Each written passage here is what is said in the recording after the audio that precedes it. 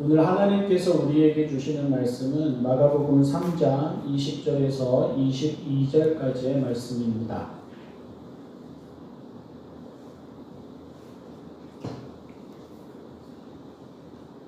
새번역 성경 신약 60쪽 마가복음 3장 20절에서 22절까지의 말씀입니다.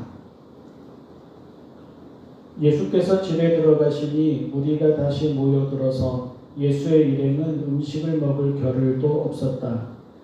예수의 가족들이 예수가 미쳤다는 소문을 듣고서 그를 붙잡으러 나섰다. 예루살렘에서 내려온 율법학자들은 예수가 바알세불이 들렸다고 하고 또 그가 귀신의 두목의 힘을 빌어서 귀신을 쫓아낸다고도 하였다. 예수님의 가족들이 이제 걱정 가득한 마음으로 예수님을 찾아 나섰습니다. 예수님이 미쳤다는 소리를 들으시기 때문입니다. 몸에 장애가 있는 가족을 찾아서 집으로 데려오려는 부모와 형제들처럼 정신의 병이 들고 마음의 병이 든 가족을 붙들어서 안전한 곳으로 데려오려는 부모와 형제들처럼 또 다단계나 이단에 빠진 가족을 어떻게든 설득해서 집으로 데려오려는 부모와 형제들처럼 예수님의 어머니와 형제들과 누이들이 예수님을 붙들러 나섰습니다. 가족들에게 예수님은 걱정거리가 되셨습니다. 가족들에게 예수님은 비정상으로 여겨주셨습니다. 영어 성경에서는 이 구절을 번역하면서 예수님이 미쳤다는 소문을 들었다라고 되어 있지 않고 그들도 예수님이 미쳤다고 생각했다라고 되어 있는 번역도 있는데요. 어쨌든 가족들에게 예수님은 정상이 아닌 것으로 여겨졌습니다. 가족들은 예수님이 저렇게 돌아다니시게 놔둬서는 안 된다고 판단을 했습니다. 가족들은 예수님이 저렇게 아무 말씀이나 하시고 아무렇게나 사시게 놔뒀다가는 더 큰 일이 일어나고 더 큰 분변을 당할지도 모르겠다라고 판단을 했습니다. 예루살렘에서 내려온 율법학자들은 예수님이 귀신 들렸다고 하였습니다. 예루살렘에서 내려왔다는 말은 예수님 계신 곳이 지금 갈릴리잖아요. 갈릴리 쪽이 아니고 예루살렘에서 내려왔다는 말은 예수님의 말씀과 삶이 긍정적이든 부정적이든 사회에 반향 또는 무리를 일으켜서 예루살렘에까지 알려졌다는 뜻이고요. 그래서 예수님의 말씀과 삶이 공식적으로, 종교적으로, 사회적으로 조사와 검증의 대상이 되었다는 뜻입니다. 마치 법정에서의 최종 판결이나 병원에서의 최종 진단처럼 이 사람들이 내리는 결정이 예수님에 대한 그 사회의 공식적인 조사 결과가 되는 것입니다. 그리고 그 결과가 예수님은 귀신 중에서도 아주 몹쓸 귀신에 들린 것이 분명하다는 것입니다. 바알세불에 사로잡혔든지 아니면 귀신들 중에서도 두목 귀신에게 사로잡혔든지 그러한 게 분명하다는 것입니다. 그러니 물어야 되지 않겠습니까? 무엇 때문입니까? 무엇이 예수님을 이렇게 이상한 사람으로 보이게 합니까? 미쳤다는 소리를 들으실 만한, 심지어 아주 몹쓸 귀신 들렸다는 소리를 들으실 만한 비정상적인 모습, 이상한 모습이 여러분에게는 보입니까? 예수님이 어떻게 하시기에 가족들은 예수님을 붙들러 다니고 예수님의 말씀과 삶에 무슨 특이하고 이상한 점이 있기에 예루살렘에서는 조사단을 보내어서 예수님을 공개적으로 조사하고 검증하고 확인하고 그렇게 해서 이렇게 낙인을 찍습니까? 지금 마가복음 3장인데요. 마가복음 1장과 2장에 나온 예수님이 하신 회개하라는 말씀이나 하나님의 나라가 가까이 왔다는 말씀은 낯선 말씀도 아니고 비정상적인 말씀도 아닙니다. 예수님이 하신 병을 고치시거나 귀신을 내쫓으시는 행동도 낯선 행동도 아니고 비정상적인 행동도 아닙니다.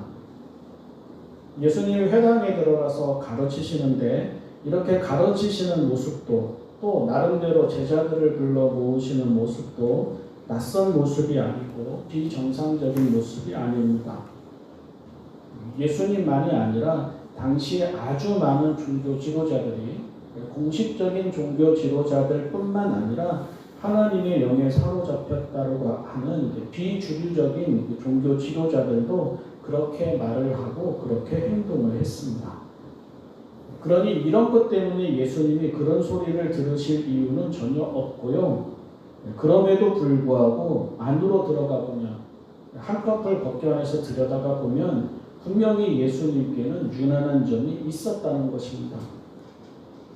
예수님의 말씀과 삶에는 당시의 통념과 구분되는 어느 시대 어느 장소에서나 마찬가지인 세상의 아주 기본적인 통념과 구분되는 그래서 우리 어머니 아버지네들이 말하는 생각과도 구분되고 우리가 우리의 자녀들에게 말하는 생각과도 구분되고 또 우리가 자라면서 우리에게 익혀온 생각과도 구분되는 낯설고 이상한 점이 분명히 있다는 것입니다. 그것 때문에 정상이 아니라는 낙인이 찍히셨습니다. 결국에는 그것 때문에 십자가에서 죽으시기까지 되는 것입니다. 예수님은 당시 사회와 종교가 그어놓은 온갖 선을 이렇게 넘으셨습니다. 죄인이라고 하는 사람을 죄인이 아니라고 하셨습니다. 어울리지 말라고 하는 부류의 사람들이 있는데 그런 사람들과 어울리셨습니다. 사회와 종교가 요구하는 상식과 질서와 가치가 있는데 그것을 따르지 않으셨습니다. 아픈 사람은 아픈 사람일 뿐이지 죄인이 아니라고 하시고 약하고 가난한 사람은 약하고 가난한 사람일 뿐이지 죄인이 아니라고 하셨습니다. 이방인도 세리도 청녀도 여자도 아이도 몸이 아픈 사람도 마음이 아픈 사람도 손가락질을 받는 사람도 심지어 개에 비교되는 사람도 있는 모습 그대로 존중하시고 있는 모습 그대로 사랑하셨습니다. 다 하나님의 은혜 안에 있다고 하셨고 다 하나님의 자녀라고 하셨습니다. 그리고 힘이 전부인 세상에서 힘과 거리를 두셨습니다. 돈이 전부인 세상에서 돈과 거리를 두셨습니다. 지금도 그렇지만 어느 시대나 그렇지 않았습니까? 외모와 자격과 공로로 결국은 사람을 평가하게 되는데 그렇게 평가되는 세상에서 외모, 자격, 공로로 얻는 보상이나 업적이 아니라 은혜와 거저 주어지는 선물에 대해서 말씀하셨습니다. 소유와 명성과 권력을 추구하는 회사에서 그래서 엄연히 계급이 있고 사다리가 있는 세상에서 어린아이와 같이 작은 사람이 하나님의 나라에서는 가장 큰 사람이라고 하셨습니다. 높은 사람을 높은 사람으로 여기지 않으시고 특별한 사람을 특별한 사람으로 대우하지 않으셨습니다. 누구나 부러워하는 삶이 있는데 그렇게 부러워하는 삶을 아무것도 아닌 삶인 듯 길 가다가 흔히 보게 되는 돌멩이나 이런 것인 듯 그렇게 여기시는가 하면 대세이고 주류이고 다수가 걸어가는 넓은 길이 있는데 그 길을 생명과 구원의 길이라고 하지 않으셨습니다. 그래서 예수님의 말씀과 삶에는 아주 잘 팔리는 자기개발서나 자기개발 강연에서 보이는 것과 같은 세속적인 지혜가 없습니다. 부자 되는 법, 출세하는 법, 사업 성공하는 법, 젊음을 유지하는 법 이런 것들이 없습니다. 어느 시대나 사람들이 선호하는 좋은 집, 좋은 직장, 좋은 지위, 좋은 음식, 좋은 외모, 좋은 인맥 등에 대해서도 아예 말씀조차 하지 않으셨습니다. 여러분 생각해 보십시오. 예수님쯤 되면 충분히 성공하실 수 있지 않습니까? 예수님쯤 되면 원하시는 것은 다 이루실 수 있지 않습니까? 예수님쯤 되면 마음만 먹으면 1%의 사회 최고 지도자층과 어울리실 수 있지 않습니까? 그런 능력, 그런 지혜, 그런 권위 등이 예수님께 보이지 않았습니까? 그런데 그런 사람들과 어울리거나 그런 사람들에게 부합하려는 삶을 살아가지 않으시고 아무것도 아닌 사람들 곁에 계셨습니다. 아무것도 아닌 사람들과 친구하셨습니다. 아무것도 아닌 사람들이 주인이 되는 나라를 말씀하셨습니다. 어렸을 때 학교에서나 어디에서나 친구를 보면 그 사람을 안다라고 했는데 예수님의 친구라고 하는 사람들이 세리이고 창녀이지 않았습니까? 삭개오 같은 사람들, 이런 사람들이지 않았습니까? 그런 사람들 곁에 있으면 같이 듣보잡 취급을 당하는 것이지 그런 사람들 곁에 있으면서 사회 지도자 소리를 듣게 되는 것은 아니지 않습니까? 그런데 예수님은 그렇게 하셨다는 말입니다. 성경을 보면 마태복음에서 요한복음까지 다 봐도 예수님이 병을 고쳐주셨다는 사실에 시비를 거는 사람들은 없었습니다. 예수님이 귀신을 쫓아내셨다는 사실에 시비를 거는 사람들도 없었습니다. 사기라든지 있지도 않은 일을 있는 것처럼 이야기한다든지 그렇게 시비를 거는 사람들은 예수님의 적대자들 가운데에서도 없었습니다. 또 예수님에게 권위가 있고 또 말씀의 능력이 있고 지혜로우시다는 사실에 시비를 거는 사람들도 없었습니다. 예수님이 사람들에게 인기가 있고 또 제자들을 불러 모으신다는 사실에 시비를 거는 사람들도 없었습니다. 사람들이 시비를 거는 것은 어떻게 보면 딱 한 가지였습니다. 선을 넘지 말라는 것입니다. 선을 지키라는 것입니다. 어울릴 만한 사람과 어울리라는 것입니다. 아무나와 밥 먹지 말라는 것입니다. 밥을 먹고 같은 식탁에 앉는 것은 그 사람과 형제이고 가족이라는 뜻인데 아무하고나 그렇게 앉아서 밥을 먹어버리면 사회가 정해놓고 종교가 정해놓은 그 모든 선들이 무엇이 되느냐는 것입니다. 또 아무나 하나님을 믿을 수 있다거나 아무나 하나님의 은혜를 받는다거나 아무나 하나님의 자녀라는 말을 하지 말라는 것입니다. 세상이 선호하는 것들이 분명히 있는데 그런 것들과도 거리를 두지 말라는 것입니다. 그리고 그래서 이쯤에서 우리가 잊지 말아야 하는 것이 있습니다. 그런 예수님에게서 하나님을 본 사람들이 그리스도인이 되었다는 것입니다. 다시 말해서 예수님과 함께 같이 미쳤다는 소리를 듣는 길로 작정하고 들어선 사람들이 그리스도인입니다. 예수님을 따르면서 비정상이라는 소리를 들어도 괜찮다고 마음을 먹은 사람들이 그리스도인입니다.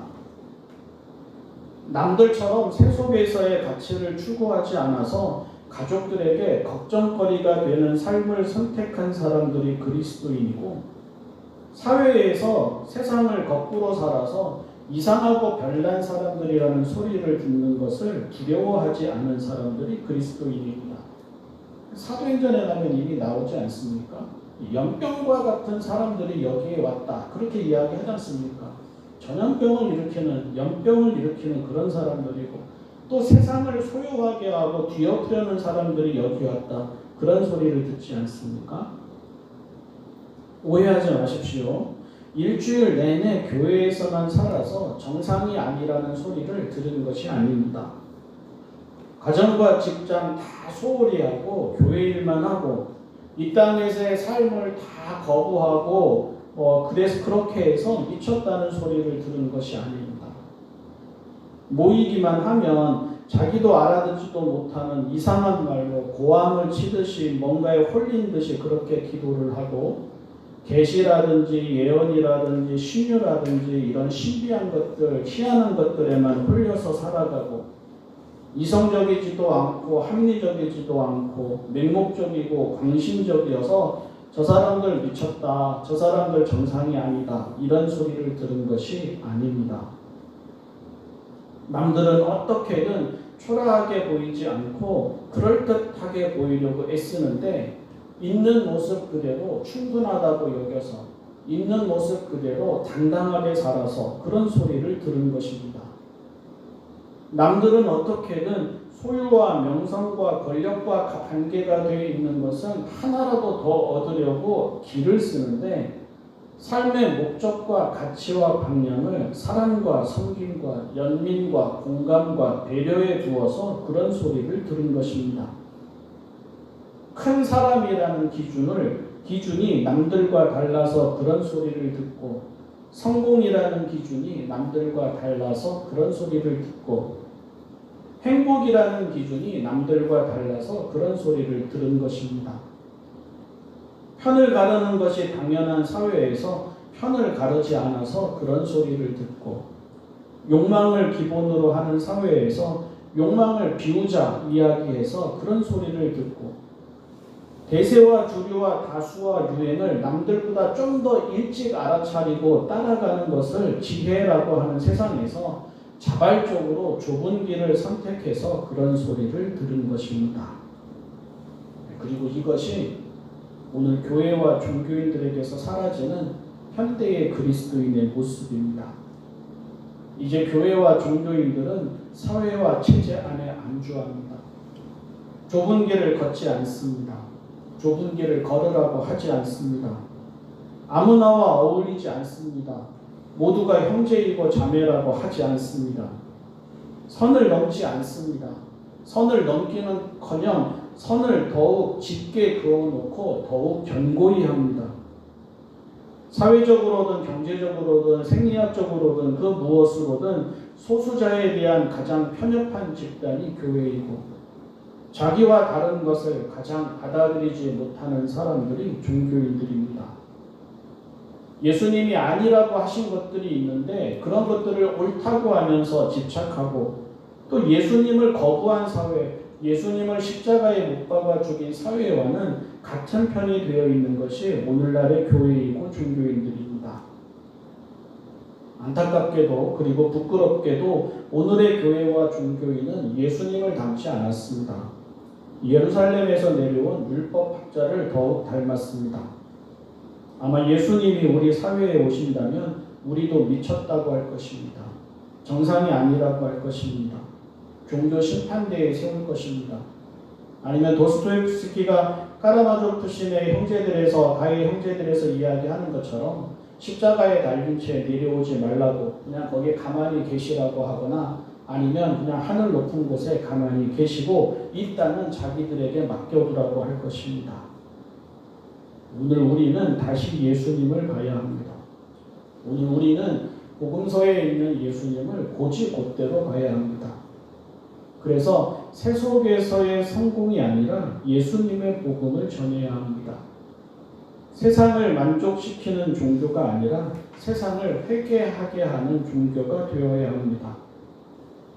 백화점 문화센터 미스무리한 교회는 되지 말아야 합니다. 자기 개발서와 비슷한 식의 성경 읽기는 하지 말아야 합니다. 값싼 위로와 은총을 바라는 믿음은 갖지 말아야 합니다. 하나님을 자판기처럼 생각하거나 알라딘의 램프의 종처럼 생각하는 그러한 하나님은 만들지 말아야 합니다. 예수님은 아무 생각 없이 믿지 못합니다. 예수님은 좋은 게 좋은 거라는 식으로 따라가지 못합니다. 정상인지 비정상인지 진지하게 물어보는 과정이 필요하고, 정상이든 비정상이든 그것이 나에게 진리인지를 확실히 돌아보는 그러한 과정이 필요합니다. 오늘 우리는 그러합니까? 오늘 우리에게는 그래도 괜찮을 만큼의 예수님에 대한 전적인 신뢰와 지지와 사랑이 있습니까? 곰곰이 돌아볼 일입니다. 솔직하게 돌아볼 일입니다. 기도하겠습니다. 사랑의 하나님 아버지, 예수님이 저희에게 시험이게 하여 주십시오. 예수님이 저희에게 도전이게 하여 주십시오. 말랑말랑한 예수님이 아니시게 하여 주십시오. 액세서리처럼 아무데나 붙여놓을 수 있는 예수님이 아니시게 하여 주십시오. 예수님의 말씀이 생명이 되기까지, 예수님의 삶이 구원이 되기까지 정직하게 보고 듣고 묻고 고민하고 성찰하게 하여 주십시오. 그리하여 무슨 소리를 듣든 흔들리지 않을 믿음과 사랑과 지지에 이르게 하여 주십시오. 예수님의 이름으로 기도합니다. 아멘.